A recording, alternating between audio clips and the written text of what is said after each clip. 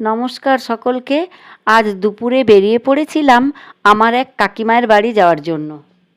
এই যে কাকিমার বাড়ি চলে এসেছি। প্রথমেই যাচ্ছি কাকিমার বাড়ির পিছনের বাগান দেখতে। যে জিনিসটা দেখার জন্য তড়িঘড়ি করে আসলাম সেটা আপনাদেরকে দেখাই।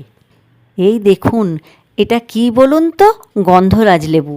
দুটি গাছে এত লেবু ধরেছে যে অর্ধেকের বেশি লেবু মাটিতেই গড়াগড়ি খাচ্ছে। লেবুগুলো দেখে চোখটা পুরো জুড়িয়ে গেল। আর বাড়ির সামনে দেখুন কি সুন্দর গাছে ফুল ধরেছে। এবার ঘরে এসে বসে একটু কুলারের হাওয়া খেয়ে নিচ্ছি।